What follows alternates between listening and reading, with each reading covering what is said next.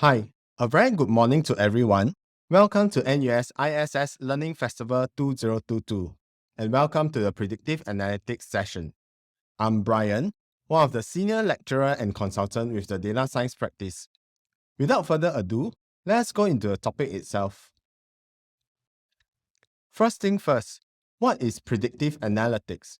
The word predictive means to predict or forecast future trends or events or the likelihood of an event happening. For example, predict what you are going to do tomorrow, or will it rain tomorrow? Or if you are running a business, then how is the business going to be like in the next few months? The word analytics means to analyze currently available data using computational approaches. So putting these two together, predictive analytics simply means to predict or forecast future trends and events based on currently available data. One key aspect of predictive analytics is that the currently available data must be representative of the future events for it to work. Therefore, it does not work on random events where current data is not representative of future events. When predictive analytics is used in a business context, it will allow better resource allocation as one would know the demand and therefore reduce or cut down wastages. It also helps to achieve better efficiency and cost savings due to better planning, and all this will lead to higher profit. Next, let's look at some examples of applications of predictive analytics in various domains. In the medical domain, an example would be to predict the risk of a person having a certain disease given the person's medical readings such as the blood pressure, the cholesterol level, and the BMI. In the finance domain, predictive analytics can be used to predict whether a person will default on the mortgage loan based on, for example, the borrower's profile and loan history. In the medical domain, one may use predictive analytics to determine whether an individual would purchase a product or not based on what the person has previously purchased, or for marketing mailer whether the receiver will respond or not to the promotion. For sales forecasts, it can be used to determine the sales of a certain product for the next few months based on past months' transaction, or whether the opening of a new retail outlet will be profitable or not. For predictive maintenance, based on machine sensor data, predict when a machine may fail, hence perform maintenance before a failure actually happens and preventing it from disrupting business processes. For environmental prediction, predictive analytics can be used to predict the weather or temperature of a certain region based on past data. These are just some examples of where predictive analytics can be applied. Next, we'll go into the different stages of predictive analytics model development. It can be broadly categorized into 5 stages. It starts off with the business objective and problem statement identification. Basically, one needs to know the main objective or the driver behind building the model. It's then followed by data collection, exploration, and preparation.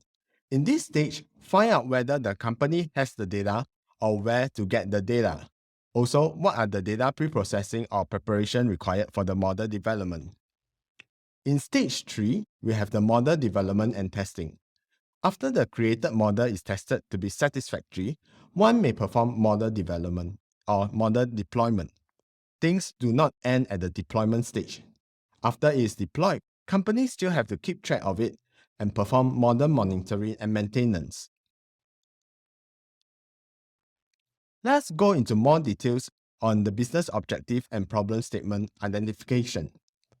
Organizations have to identify the need of predictive analytics model, and this will be more user-driven. Users have to frame the problem statement clearly so that the technical team is able to work on the problem with a clear goal in mind. For example, if users want to predict sales, users have to specify specifically which product, which country, and which period. This may not be straightforward and may be subjected to several iterations between the users and the technical team. At this stage, we also need to identify the different stakeholders involved and how the predictive analytics model will affect them. And also, we have to consider the cost versus benefit of the model adoption. In identifying the stakeholders, we need to know who are the stakeholders. Basically, stakeholders is anyone who has an interest or is affected by predictive analytics project. Stakeholders can be an individual, a group, or an organization. We can have the internal and external stakeholders. Internal stakeholders can be, for example, the project team, and within the project team, the project managers, the data scientists, the software engineers, and the internal users. The project sponsors, who is basically someone who is supportive of the project or as a spokesman for the project. The approval authorities, the supporting departments such as the legal department, procurement department, finance and IT infrastructure departments. For external stakeholders, it can be vendors. For example, the data suppliers, software suppliers, and the hardware providers. For external clients, they can be, for example, patients in the medical domain or people applying for loans in the finance domain. Also, other organizations such as the regulators. Next, we move on to the cost versus benefit analysis. Costs can be in terms of the infrastructure, such as the hardware, software, or cloud computing costs. The manpower expertise, be it the hiring of new staff or retraining of current staff. The maintenance costs, which is the long-term running and operational costs.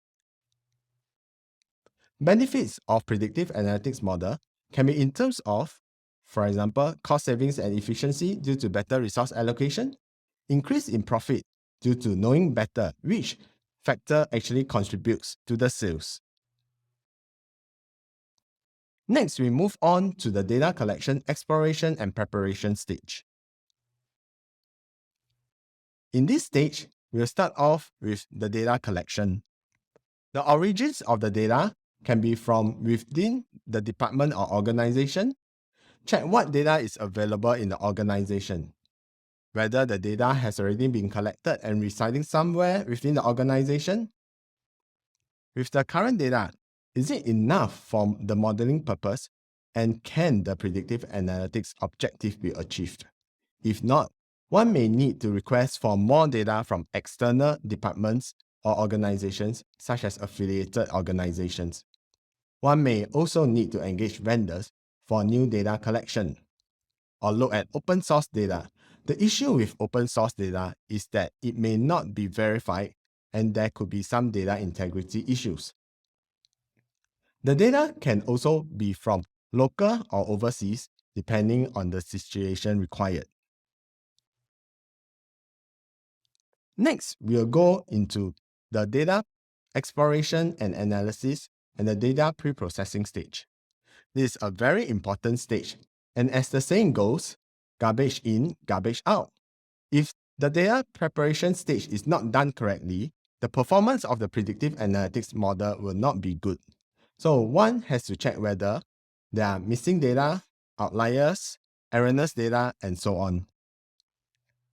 Then perform data pre-processing to transform the data into a form that can be used for model training. For example, perform missing data imputation, remove outliers and erroneous data if the data set is large enough. In addition, current data or new data collected may not be ready for model training. For example, the correct features or attributes need to be extracted and put into the table, columns, and rows. This is especially so when collecting unstructured data, and there's need to transform it into a structured form. Going into the training and testing data split, a data set can be split into the training data set, or also called the development data set. This data set is used for the development of the model during the training phase. Then the testing data set, or you can call it the validation set or the holdout set. Basically, this is used to evaluate how well a model performs on unseen data, and this is not used in the model development. Consider performing cross-validation to test the robustness of the model, meaning to say you have a data set, perform random selection to get your training and testing data. The usual training and testing split can be 70-30 or 80-20. Repeat this n times, which can be, for example, 5 times or 10 times. This ensures that the model performs well on all segments of the data and not just on one single random split. Use the n different datasets combination to evaluate the model. Present the results as the average of the n runs and with the standard deviation as shown here. For example, the average training accuracy is 80.5% plus minus 0.3 standard deviation.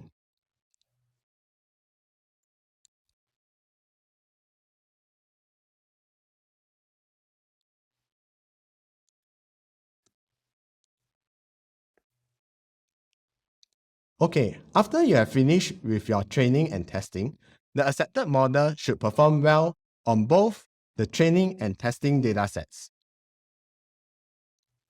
Next, we'll go into the different predictive analytics model examples. First, the regression model to predict numeric quantities, which can be continuous or discrete quantities.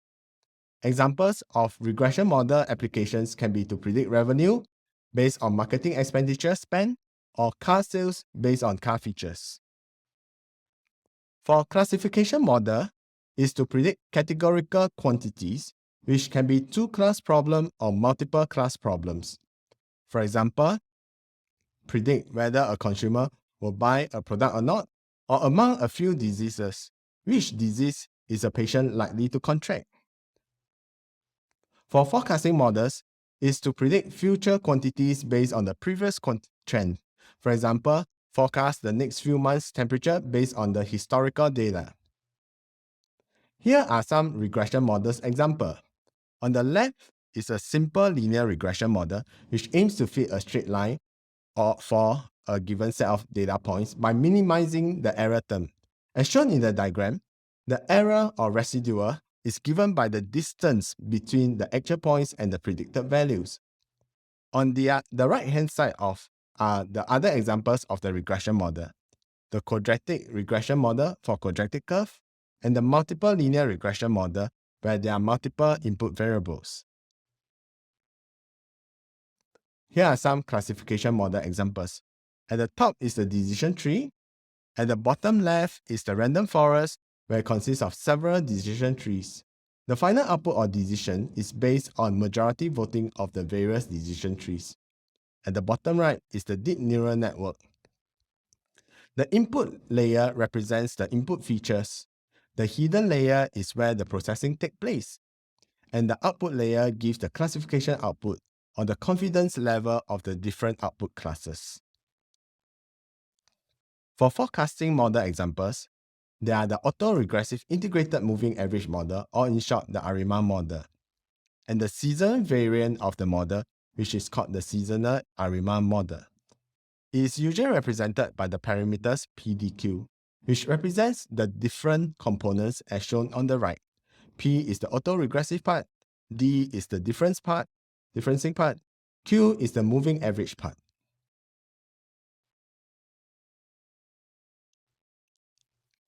Okay, for the evaluation of regression and time series model, one can use the error term, which is the difference between the actual value and the predicted value.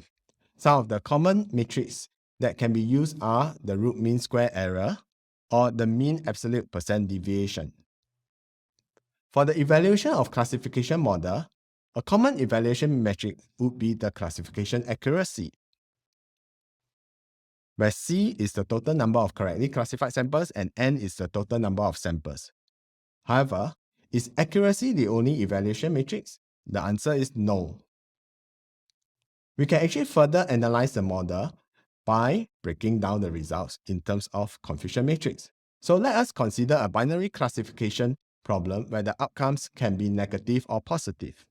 Correct classification is achieved when the actual value is negative and the predicted value is also negative, meaning a true negative.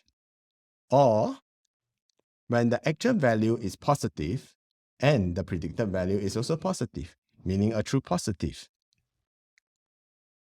An error occurs when the actual value is negative and the predicted value is positive, or when the actual value is positive and the predicted value is negative. The calculation of accuracy is actually taking all the true positive and the true negative over all the samples. The specificity measure is given by taking the true negative over all the actual negative samples. This measure, for example, the percentage of patients correctly predicted as not having a certain disease or the percentage of transactions correctly predicted as not fraud. Sensitivity measure gives the true positive over all the actual positive values. This measure, for example, the percentage of patients correctly predicted as having a certain disease or the percentage of transactions correctly predicted as fraud. So let us try it out. Over here, we have two models with the corresponding confusion matrix. There are 1000 data points in total. Let's see which model is actually a better one. The accuracy for Model 1 is 79.1% and the accuracy for Model 2 is 74.3%. Based on the accuracy results, it looks like Model 1 is actually better. Next, we move on to a specificity. Again, Model 1 looks better with 0.933 compared to Model 2 with 0.738. However, when we look at the sensitivity model, Model 1 has only achieved 0.14 and Model 2 achieved 0.767. In this case, Model 2 may be a better model. As one may be more interested in sensitivity because, for example, we are more interested in identifying patients who are going to get a certain disease or transaction being a fraud. In selecting different models, one may try different in selecting the best model, one may try different models. For example, for a classification problem, one can try decision tree, random forest, or neural networks before choosing the best. So the same model with different hyperparameters may also be tested, such as the neural network model with different number of hidden layers or hidden nodes or using different activation functions. One will need to compare across the various models before choosing the best. In this example, Model 1B has the best training accuracy at 83.5%. The next best training accuracy performance is by Model 3 with an average accuracy of 83.2%.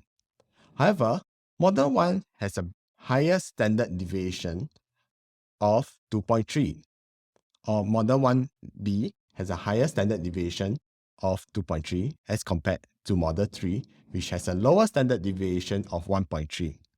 This means Model 3 may be a more robust model. In terms of testing accuracy, Model 3 has the highest accuracy of 80.7%. Therefore, in this case, the best model is probably Model 3, though Model 1B has the highest training accuracy. So, after knowing which is the best model, we go into the model deployment stage, where some considerations are given below. Firstly, the communication plans to staff or users of the analytics model is required. What is the timeline and action items required for the deployment? Which teams are involved in the deployment? For example, the data scientist team, or the software team, or the infrastructure team. Are the various teams aware and sufficiently engaged? When, where, and how to deploy the model. Last but not least, we come to the model monitoring and maintenance phase. After the model is deployed, the model has to be monitored to ensure that it is working the way that is intended. It needs to be maintained so that it is updated and relevant. New data may be added to the older data to retrain the whole model. However, if the older data is not representative, then you may just want to use the new data. Some models allow incremental training, meaning to say you do not need to train the whole model from scratch. In terms of how often should models be updated, it can be performed at regular intervals, such as every quarterly or every 6 monthly. It depends on how often new data is available or how easy it is to train the model, or when model performance has degraded. This is when accuracy has dropped or when the error rate has actually increases over time. Ad hoc basis. For example, when a bug or error in software is discovered and needs to be fixed, or when new policies are being introduced since the last update. Last but not least, when new and better algorithms are available in the literature or industry. With that, I have presented a short introduction to the different stages of predictive analytics model development. This is just a brief introduction and not meant to be exhaustive. I hope you have learned something new and useful in this session. If you would like to find out more information about the predictive analytics course that we offer, please feel free to visit the following website. You can find the information under the Executive Education tab. We would also like to hear from you with regards to the Learning Festival and this session. Please give us your feedback by scanning the QR code to go to the feedback form.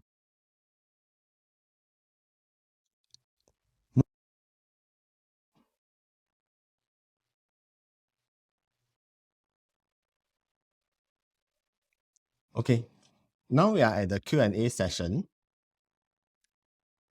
Okay, while we are at the Q&A session, we also hope that you are able to fill up this survey form by scanning the QR code so that we'll know how to improve our course better.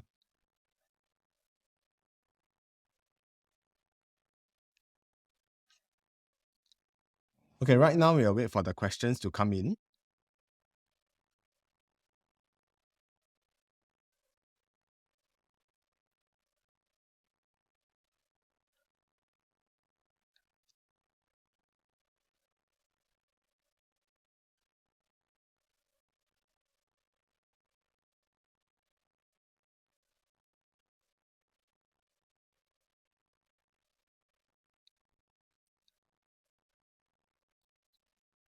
Okay, there's one question on, can you elaborate the slide on mean squared root? It's actually the root mean square error. So maybe let me just go back to that slide.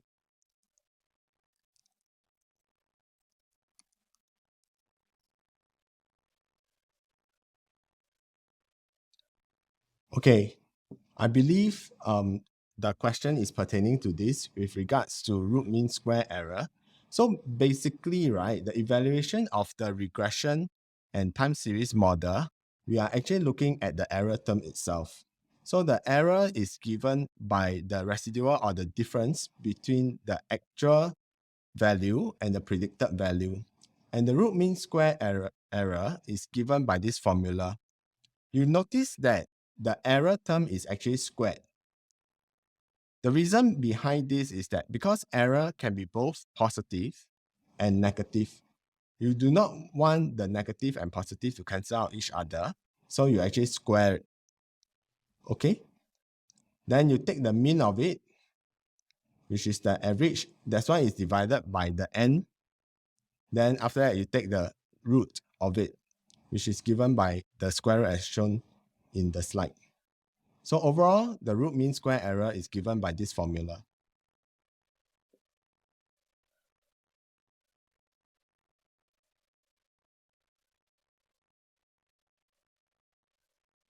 Okay, there's another question that has come in. From your experience, has predictive analytics been largely used by banks, financial institutes currently? Are stakeholders receptive to the predictions? Okay, for this, right, from my experience, predictive analytics has been used in several domains or several functions within the financial institutions. And whether they are receptive or not, I think currently for the financial institutions, right, they are actually quite receptive to predictive analytics. However, note that predictive analytics does not make the final decision. Is currently really to complement a human decision. So what predictive analytics does is to put forth a prediction that the eventually, right, a human or the human subject matter expert still needs to vet through or look through the final decision and make the final decision itself.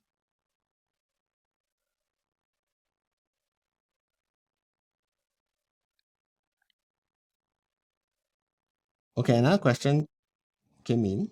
When do we use error, root mean square, or MAPD? What is the acceptable level? Okay, so let me answer the first one. Okay, for root mean square error, right? Root mean square error is actually quite commonly used. Then for the mean absolute percent deviation, is actually representing the error in terms of percentage. Yeah. So in this case, right, a lot of times you can actually use both together to give you a good sensing of how the model works. And what is an acceptable level? So basically, right, for like for example, the root mean square error, right? It would be good if you have actually two models. So root mean square error would make sense if you have two models and you compare between the two models, which actually has a lower error rate. If there are no further questions, we will end this session now. Thank you for listening in. And now we'll move on to the next session. Good day, everyone. I am Rita, the program chief for MTech in Enterprise Business Analytics, our data science offering, and I'm going to tell you about the program now. So, first, we are going to talk about what is data science, who should take MTech eBack, recent eBack job profile, what do we teach in MTech eBack, stackable structure, and admission requirement for structured route. What is data science? Today, we are having the digital revolution. You are using information from mobile, cloud, artificial intelligence, sensors, etc., and you are doing analytics, and we are doing a lot of things there. And Accenture's digital transformation map shows you here how it's panning out. And you need enablers for this. And data scientists are the ones who learns many things from different discipline, as it can be demonstrated in this Venn diagram. Who should take this program? So, professionals want to champion the use of analytics in their organization to make data driven decisions. Then, entry level business analytics professionals who learn many things from online courses but need necessary academic fundamentals. They also should be taking this course. Professionals in related fields like IT, engineering, science, medical science. We have many doctors in our program who takes this program to acquire the business analytics skills to so that they can, they can do their job better using data. So the recent eBack job profile, as few slides ago you have seen, we use math, stats, computer science. So there are a lot of modeling exercise involved. They are complex algorithms. However, the type of job profile can be very, varied, like data engineer, data scientist, data analyst, analytics consultant, market analyst, product manager. And as you can see from this slide, it's a very portable degree. So you can use it any kind of profession that you want to feel comfortable. Now, what do we teach in eBack? Now, what we have is various certificates. Two are foundation certificate, and there are four specialist certificate from which you have to choose two. So it involves various courseworks. These are modular courses that are listed here. And then what you do is a practice module. That means for every certificate, there is a project and you have an exam associated to it. So after completing each pillar, you get a certificate in various disciplines. The first one is basically to get you started, a warm up course, who doesn't have any idea about analytics. So you learn about data, how to process the data, and at the end, how to create a dashboard. A lot of people actually stop here because they just want to know basics. They don't want to follow the data science path, career path. But if you are interested deeply in data science path, then you have to go forward and you do the second certificate, which is business analytics practice, where we teach you various modeling exercises using structured and unstructured data. Then once you have completed this, then you get into the specialist certificate. The specialist certificate, the first one is the customer analytics, where you learn how to process the data, and then you do customer management. The second one, these days, you are getting data in unstructured manner. By that I mean text data, audio data, video data, etc., etc., and then from the web you are getting data in different shapes and sizes which are not modelable. So you need to do big data engineering, big data processing. And once you have done that, then you can use it for various business users. So we teach that in the second one. The third one is practical language processing, where we teach you various techniques how to process language. In whichever form it comes, and at the end you bring business value out of it, you create chatbots, etc. The third one is advanced predictive modeling and prescriptive modeling. So here we teach you mathematical optimization technique, advanced time series, various other techniques, so that you can improve your service, improve your product, and basically achieve commercial excellence. After you have completed all of this, then you have the industry engagement, the capstone, where depending on which track you are taking, either you do a 5 months or 7 to 12 months duration project with a real company. And then you also do another course called Data Science Solution Implementation. So the stackable structure. So remember that you have stacks of courses, which you just now saw, and then you stack the certificates one after another to get your degree.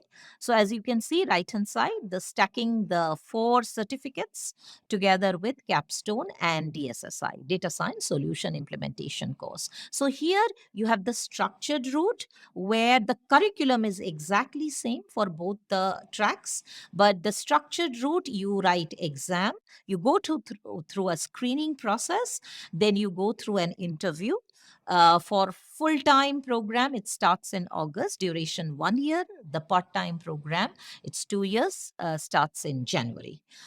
So through entrance process, you clear this and you get into a structured timetable through which the coursework is completed. The flexible route, in case you do not get admission in the through train structured route, then you have an alternative route where you can take the all those modular EEP courses which you saw in this particular slide. Each of them is an executive education course, and then you can take them according to your convenience from our executive education timetable. Then once you have completed, then you do the practice module, you take the exam, and you, for this, for the coursework, that means 4 certificates, you can complete in a period of 5 years.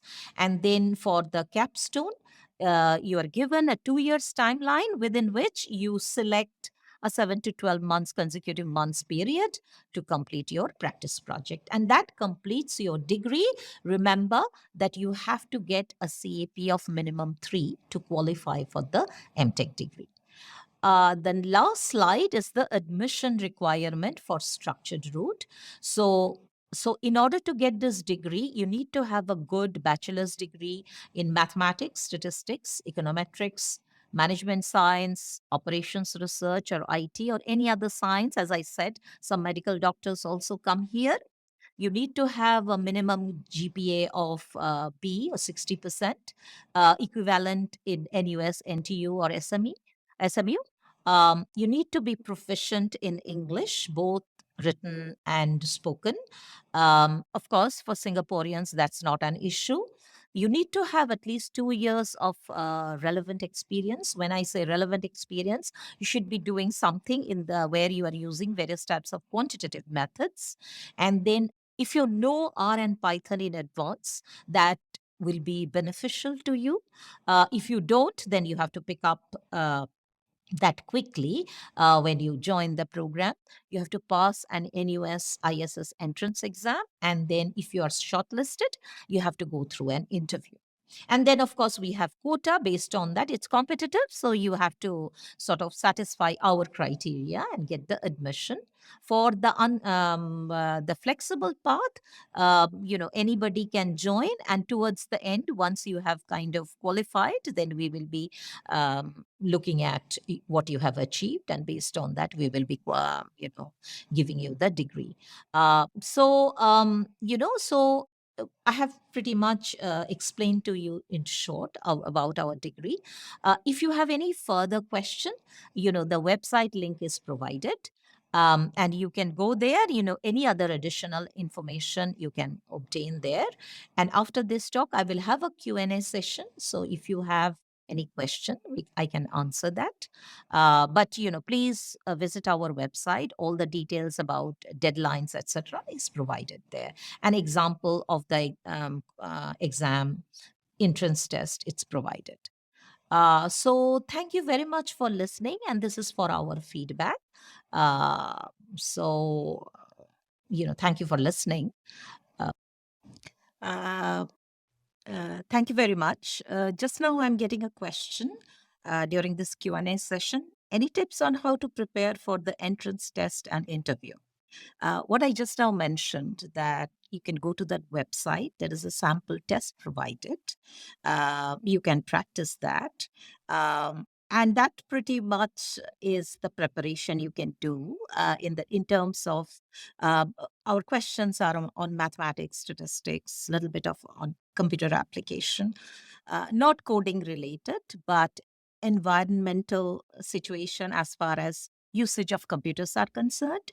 um, in terms of interview, what we look at when we are evaluating you through the interview, what we try to see that you really have inclination for the subject, because many a times people come for data science because they think there are jobs here and in this area, and actually they don't have any aptitude. If that happens, then in some sense you cannot do well in the coursework. And what we do not want to happen is you come for this expensive course and there is a disappointment on both sides. So that's what we try to figure out your aptitude. And usually the questions are extempore. So just be mindful of that.